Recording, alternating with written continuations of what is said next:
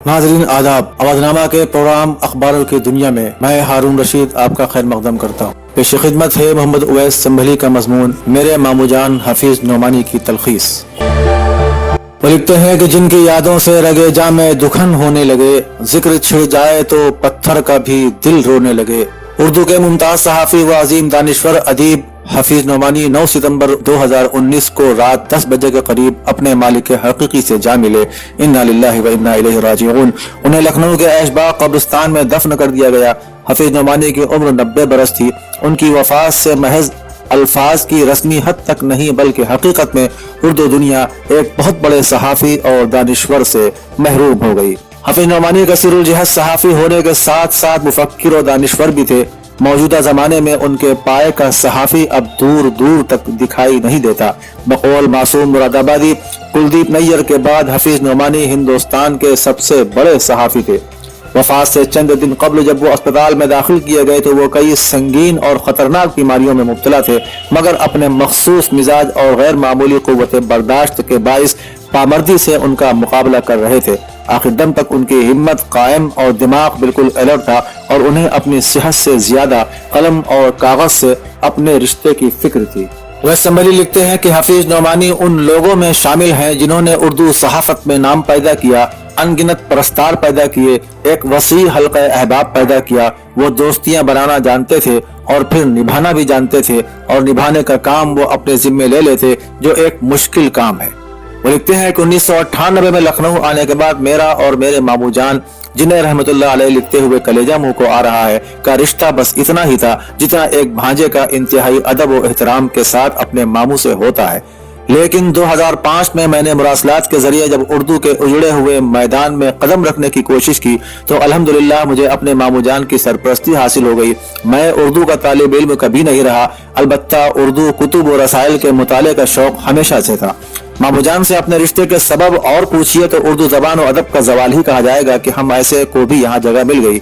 मैंने उनसे बहुत कुछ सीखा, बहुत डांट सुनी, और ये उसी का नतीजा है कि टूटी फूटी जबान में ही सही इस काबिल हो गया कि आज उनके इंतकाल के बाद उनकी शख्सियत के चंद गोशों पर रोशनी डालने या यूं कहिए कि अपने गम को हल्का करने के लिए यह मजमून लिखने की कोशिश कर रहा हूँ।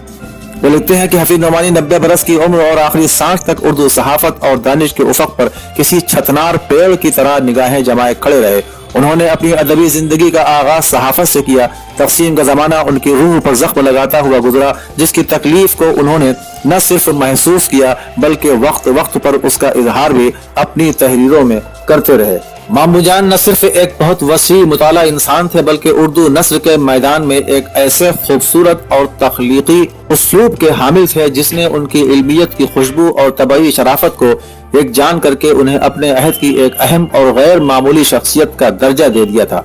हजारों की तादाद में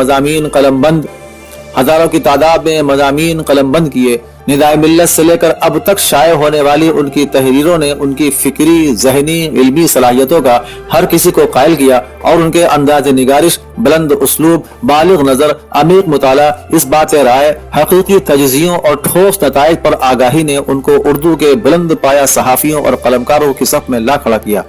उर्दू सहाफत की तारीख का वो हिस्सा जो आज़ादी के बाद के मुल्क के हालात का अहाता करता है, यही हफीज नोमानी के उरूज कमाल और इंतहाई बुलंदियों का जमाना है।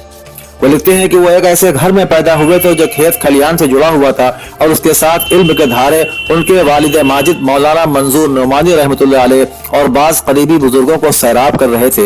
वो सैराबी उनकी जात में भी मुंतकिल हुई। कुछ बातों को अगर छोड़ दिया जाए तो आम तौर पर जो लोग किसी भी मैदान में अजमत या मकाम हासिल करते हैं, उनके पीछे उनका जज्बा, उनकी मेहनत, उनकी कुर्बानियाँ, उनका अखलाक, उनका ईसार नीज जबरदस्त इल्मी कुव्वत का दखल होता है। बेशुमार शख्सियात की जिंदगी में ये औसाफ देखे जा सकते हैं।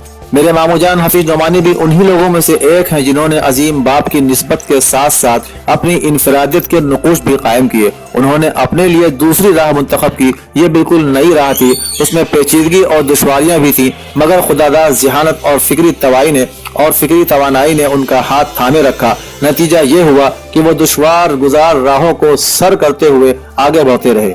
मामू जान को मैंने तहरीरों में भी देखा और गुफ्तगू और मुलाकात में भी मुशाहिदा किया। हर जाविये और हर समत से वो खरे इंसान, दर्दमंदी, हक गोई व वाक़ई की हर फ्रेम में उनकी तस्वीर बिल्कुल फिट आती है। तसन्नो से कोसों दूर, ज़ाहिरी शान व शौकत से बेजार, साफ दिल और साफ जहन, ज़ाहिर की नफासत बातिन की नफासत की गम्मात, ज़बान के मीठे, अमल के मुखलिस। उनसे गुफ्तगू होती तो इतनी दिलचस्प पुरलुत्फ और मालूमाती कि उनके पास से उठने को दिल न चाहता। और फिराक का ये शेर चाहे ऐसे मौके के लिए न हो, जहन में गूंजने लगता। तुम मुखातब भी हो, करीब भी हो, तुमको देखें कि तुमसे बात करें। मामू जान ने उम्र भर कलम से अपना रिश्ता इस्तवार रखा। उन्हें बिलाशुबा उर्दू अदब के मैदान सहाफत का जरी सिपाही करार दिया जा सकता है। बकौल प्रोफेसर शारिब दौलवी, वो यानी हफीज नुमानी जिन बातों को सच्चा और सही समझते रहे, उसके बारे में वो लिखते रहे और काम करते रहे। उन्हें कोई चीज पीछे न कर सकी। एक जमाना था कि सियासी हलकों में उनकी बहुत पहुंच थी और पहुंच के साथ चीफ मिनिस्टर से लेकर दीगर वुज़रा तक उनकी बहुत इज्जत करते थे।